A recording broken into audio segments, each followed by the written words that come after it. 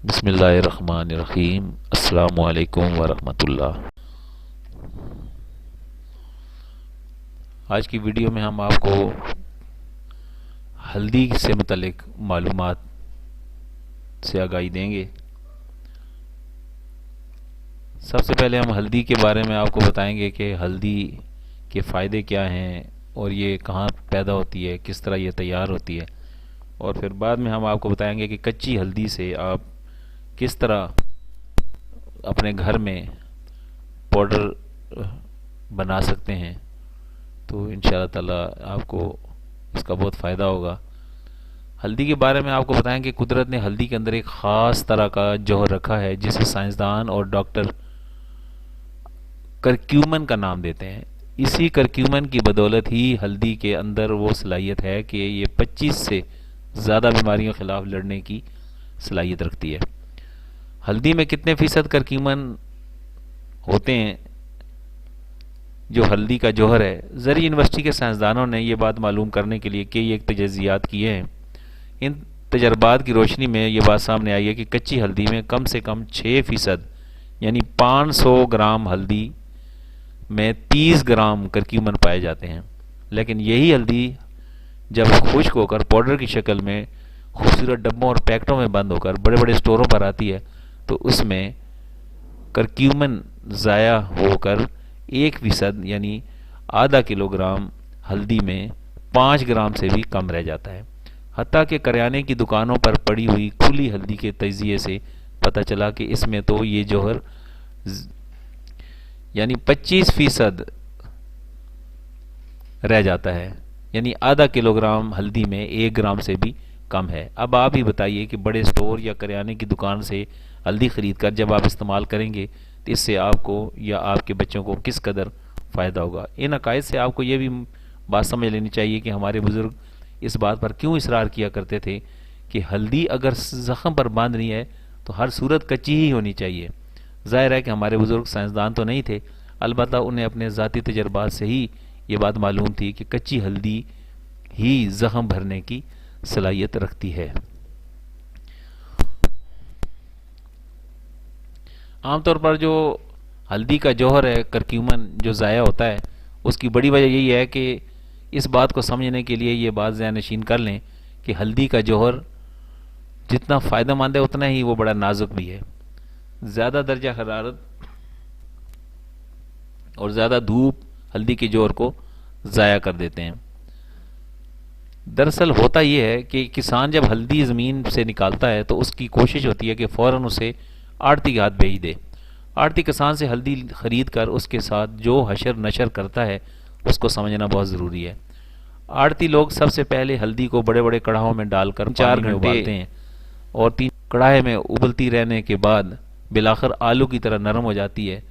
4 گھنٹے ابلنے کی وجہ سے ہلدی میں موجود جوہر کرکیومن کا بڑا حصہ ضائع ہو جاتا ہے۔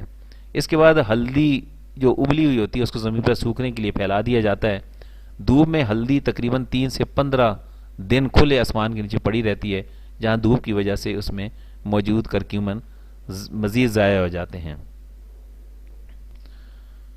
اس کے بعد اس کو پالش کیا جاتا ہے اور پالش کرنے کے لیے ہلدی کو پلاسٹک کے گھومنے والے ڈرموں میں ڈال دیا جاتا ہے۔ ڈرموں میں پہلے سے باریک بجری بھی ڈالی جاتی ہے۔ جب ان ڈرموں کو گھمایا جاتا ہے تو بجری کی رگڑ سے ہلدی کے اوپر والا چھلکا اتر جاتا ہے۔ اسے کہتے ہیں کہ ہلدی سے چھلکا اتارنے کا عمل یا ہلدی کا پالش ہونا۔ اس کے بعد ہلدی کا سپرے کیا جاتا ہے۔ پاکستان میں اگر دیکھا جائے تو قصور کے علاقے میں ہلدی کاشت ہوتی ہے، لیکن ناقص منصوبہ بندی اور صحت کے اصولوں کے مطابق نہ ہونے کی وجہ سے ہماری ہلدی کا معیار گر جاتا ہے۔ اس کی بڑی وجہ یہی ہے کہ اس کے اوپر ایک تو سپرے کیا جاتا ہے، دوسرا ہلدی کی خوشبو ختم ہو جاتی ہے۔ اس کو پورا کرنے کے لیے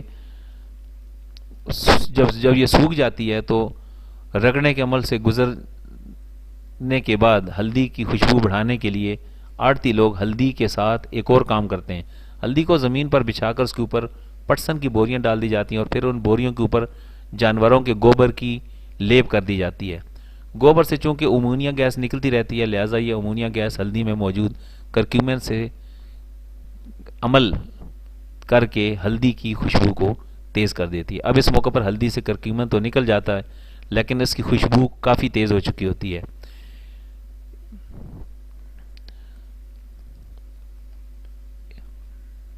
اس کے بعد جب یہ ہلدی تیار ہو کر بازاروں میں آتی ہے تو اس کو جب لیبارٹری میں نمونے چیک کیے جاتے ہیں تو پتہ چلتا ہے کہ اس میں ایک خاص قسم کا افلاٹاکسن ہوتا ہے جو بیماریاں پیدا کرنے کا سبب ہے۔ افلاٹاکسن کیا ہے؟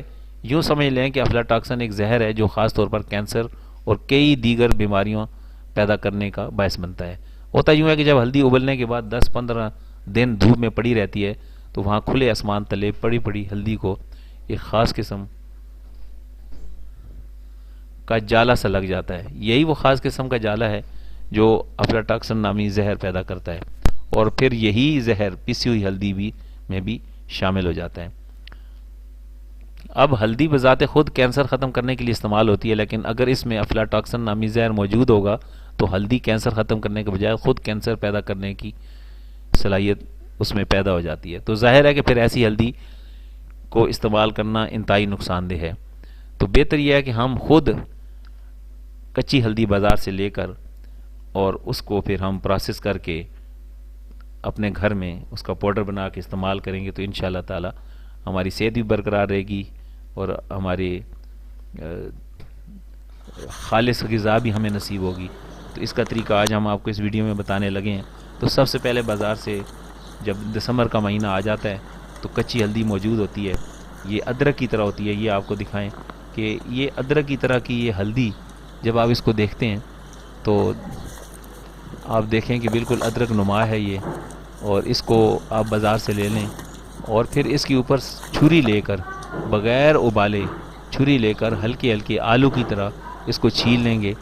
تو چھیلنے کے بعد اس کی جو حالت ہوگی وہ کچھ اس طرح ہوگی کہ یہ بالکل آپ کو یلو یلو سی اور پیلی پیلی نظر آئے گی۔ یہ اس حالت میں جب ہلدی صاف ہو جائے گی ساری تو پھر اس کو باریک باریک ٹکڑوں میں پیس لیں گے، کاٹ لیں گے اور کاٹنے کے بعد اس کو دھوپ میں یا سائے میں سکھانے کے لیے رکھ لیں گے۔ اور جب یہ سوکھ جائے گی تو اس طرح کی ہو جائے گی، اور ان سارے پیسز کو سوکھنے کے بعد جب یہ سوکھ جائے تو پھر ہم گرائنڈ کرتے ہیں، اور گرائنڈ کرنے کے لیے سب سے آسان طریقہ ہمارے گھروں میں جو گرائنڈر ہوتے ہیں ان گرائنڈرز کو ہم استعمال کریں گے۔ تو یہ دیکھیں آپ کو ہم دکھا رہے ہیں کہ یہ سوکھنے کے بعد یہ اس طرح پیسز ہو جاتے ہیں جو ہم گرائنڈ کریں گے تو پھر ہلدی بن جائے گی۔ جب ہم گرائنڈر میں ڈال کے اس کو گرائنڈ کرنا شروع کریں گے اور پھر اس کو چھاننا شروع کریں گے تو پھر آپ دیکھیں گے کہ کتنی اچھے طریقے سے یہ ہم نے اس کو گرائنڈ کرنا شروع کیا، اور گرائنڈ کرنے کے ساتھ ساتھ اس کو پھر ہم چھان لیں گے، اور چھاننے کے بعد پھر آپ کو ایک ہلدی کی صورت نظر آئے گی جو بالکل پیور ہلدی ہوگی اور وہی ہمارے کام کی ہوتی ہے۔ تو ناظرین، یہ ہے آج کی یہ ویڈیو کہ ہلدی کے فائدے اور ہلدی کو کیسے تازہ ہلدی سے پاؤڈر بنایا جا سکتا ہے۔ امید ہے کہ آپ کو یہ ویڈیو پسند آئی ہوگی۔ السلام علیکم ورحمۃ اللہ۔